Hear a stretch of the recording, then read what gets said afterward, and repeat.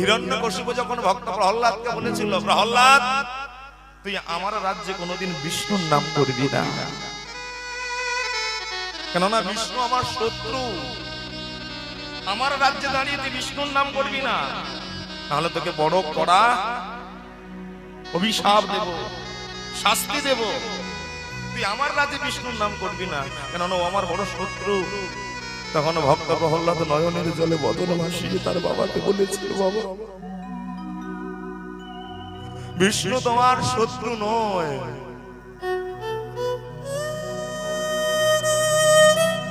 তুমি যাকে দেখছো তোমার শত্রু বিষ্ণু, সে তোমার শত্রু নয়। বাবা কি বললি, আমার শত্রু নয় বিষ্ণু? বলে না না না, তাহলে কে আমার শত্রু? ভক্ত প্রহ্লাদ নয়নের জলে বদন ভাসিয়ে বলেছিল, বাবা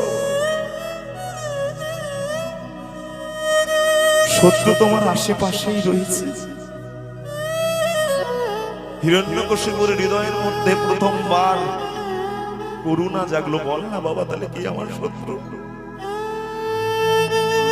ভক্ত প্রহ্লাদ নয়নের জলে বদন ভাসিয়ে বলেছিল, বাবা গো শত্রু কারা জানো?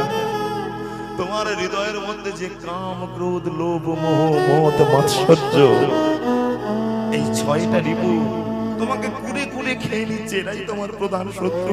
বিষ্ণু শত্রু নয়, বিষ্ণু আমাদের পিতা, ছিনিয়ান্তে বিষ্ণু অমৃতস্য পুত্র। এই জগতে যারা যারা বসবাস করছে সবার পিতা হচ্ছে একজন, নাম হচ্ছে শ্রী বিষ্ণু। বিষ্ণু যার হৃদয়ে সদা সর্বদা সহিষ্ণু, সেই হলো বিষ্ণু। যার হৃদয়ে সদা সহিষ্ণুতা, সেই হচ্ছে ভগবানকে পায়। যার মধ্যে যতটা ধৈর্য, সে ভগবানকে পায়। যে দেহ আপন জ্ঞানে ভজন করো রাত্রি দিনে, সাজাও কত ভূষণ আদেশ। শ্রীকৃষ্ণ ভগবান যেদিন হবে তোমার অন্তর ধ্যান, শ্রীকাল কুকুরের ভুক্ত অবশেষ। ভগবান আমাদের এই দেহটা দিয়েছে কিসের জন্য? ভগবান আমাদের এই দেহটা দিয়েছে ভগবানের সেবায় নিমজ্জিত করবার জন্য। এই দেহটা দেয়নি মানুষের সঙ্গে মানুষের দ্বন্দ্ব করবার জন্য। এই দেহটা দেয়নি অস্ত্র নিয়ে ছোটাছুটি করবার জন্য। এই দেহটা দেয়নি কাউকে কুকথা বলার জন্য।